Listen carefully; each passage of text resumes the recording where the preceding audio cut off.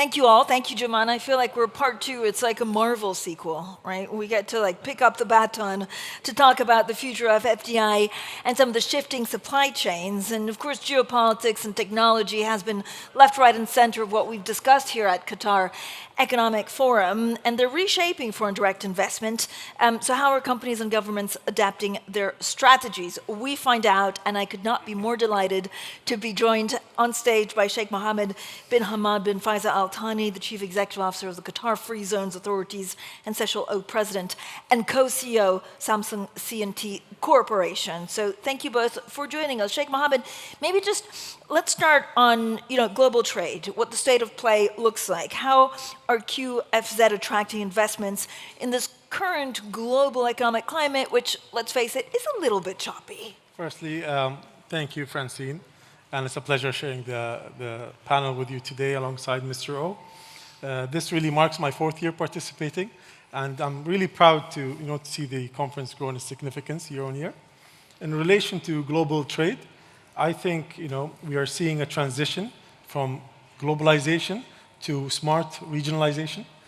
Companies are increasingly looking at stability, connected and low-risk trade routes. Of course, with the ability and flexibility to adapt to any future disruptions. And I think really Qatar fits with this landscape. And I'm happy to see, businesses and companies, as I speak to them, look at Qatar really as a platform for global growth, setting up in Qatar and looking into the region. I love a bit of breaking news. There's a bit of an announcement that will happen tomorrow, which I think we'll get a glimpse of in a second. But Sheikh Mohammed, when you look at solar technology, when you look at other low-carbon technologies, how do you think they will change global trade, and what does it mean for what you're looking at? I think investors are really looking at opportunities where they can grow green, if you will, and really look at decreasing their carbon footprint globally.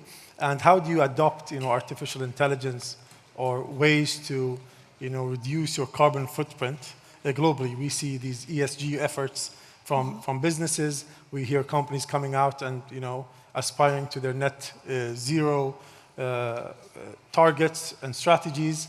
And so this is what we're really focused on at the Qatar Free Zones. Maybe I can say a little bit more of the Qatar Free Zones, if you'll allow me. I think we really like to act as a gateway for foreign direct investments into the state of Qatar. Before I touch upon the projects we're doing with Samsung, and act as a one-stop shop regulatory authority really. So what we do is we work in close collaboration with our investors to develop tailored regulations on ways to see how they can connect to their global operations seamlessly. We have developed and now are operating 2 free zones. Our airport free zone, which is adjacent to Hamad International Airport, connected to over 170 destinations, enabling really global access. And our south free zone, which is our Al Seaport free zone, adjacent to Hamad Port, connected to over 60 international ports. Both zones are connected via virtual corridor. And what that means is you'll only need to be cleared by customs once, therefore making the transport of goods much more efficient. We also offer diverse solutions in terms of a real estate offering, from service land, ready-built warehouses and facilities, state-of-the-art office spaces. And we also have a concierge team, fully dedicated team to obtain all your business requirements, setting up a bank account, visa applications, obtaining any other business permits. And what that does is leaves the investor to solely focus on their business. That's been a huge selling point for us. And we want to be part of their growth story. What's also exciting is, as you broke the news maybe before me, we have a partnership with Samsung tomorrow, which we're announcing in 3 key strategic areas. I'll maybe allow Mr. O to elaborate a little more on the projects, or stay tuned till tomorrow. But one of them is, as you said, is around the lowering our carbon footprint globally. Not only Samsung investing in the free zones, their project will be reducing their carbon footprint, but we're looking at ways and technologies where other investors in our ecosystem that call free zones their home to tap into how they could reduce their carbon footprint. It's a new technology. It's an exciting technology. Samsung Construction and Trading they had started a pilot project and starting this innovation in South Korea. We were very excited to see and learn about this project. We had It's been 2 years now since we've been working with your team, and it's been very exciting to see how this technology has been evolving. These technologies are actually applicable in 2 countries outside of South Korea, and now they're looking into the region and how to apply it in the region, pioneering it in the region in Qatar. So other investors will be able to tap into, a technology where they can reduce their carbon footprint, as well as, adoption of new technologies is something always in our minds and in terms of attracting businesses. Another interesting point, actually, since we're talking about, global trade, since you asked a question about global trade, is what's exciting is that, in 2024 alone, we've seen a 23% increase in trans-cargo shipment.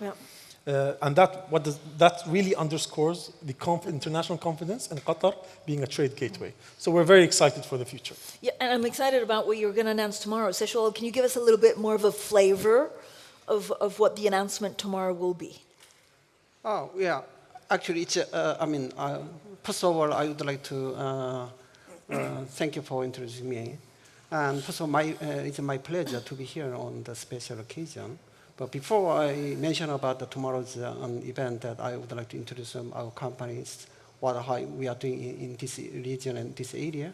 And we have been here for last 25 years, and we participate in the large-scale project. We have completed numbers of large-scale projects, such as infrastructure and power generation plant and desalination and LNG.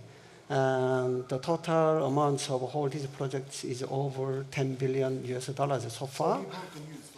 He broke the news. Yeah. As a journalist, I'd like to say I initially broke the initial I wanted glimpse. to keep the investment although I didn't know the predictability news. by tomorrow, but Okay, but this is a good number. People will tune in for 10 billion. Yeah, we have more projects in the pipeline, but today, and I'm very much excited to announce our new partnership with our distinguished Qatar John, and then with this partnership, and we'll diversify our business not only in EPC but also in investing in this area. And we have witnessed how Qatar transformed to become a strong player in the global market and the supply chain. This is why we intend to expand our business model in Qatar with a long-term vision with our partners. If you allow me to say about more for tomorrow's something briefly, then yes, our collaboration is in 3 major areas. They are solar technology and low-carbon bio-business and digital infrastructure. And based on the latest technology in solar, we plan to develop an advanced solar project in Qatar. And for our low-carbon initiatives, we will establish a pilot project first and develop further. And for data centers, we utilize our experience in developing the advanced type of data center in Qatar. This is we'll be signing our cooperation agreement tomorrow with Qatar. Okay. We look forward to it. That's, again, very, very exciting. Sheikh Mohammed, how do you compete with other Gulf nations actually in attracting investments? I mean, look, investors are really looking to, tap into new markets and to really, as I said, look at other avenues to trade globally from, to secure their trade routes. I speak to people every day and investors every day. They really appreciate Qatar being a stable economy, being a country with, stable politics, with low taxes, with low-priced energy. And so they are looking increasingly to look at Qatar and start doing their businesses. I mean, yes, definitely there is competition with the Gulf, but we welcome that. There's nothing wrong with that. I think that helps us, complement one another in many ways. And I believe that could be beneficial for all of us as a bloc. Okay, well, thank you both. I think we're out of time. What time is the announcement tomorrow? Because I know a lot of people want to tune in. It's at 3 p.m. 3 p.m. Yes, and you're welcome to. I think there will be a link or something. I'll be around. I mean, I'm happy to connect with any of you who's willing to participate and look for the announcement. Well, congratulations. Share more details on that. Congratulations again. Thank and you there so will much. be Thank more you, details Faisal. coming. So thank you Thank both you. for joining us. Thank you.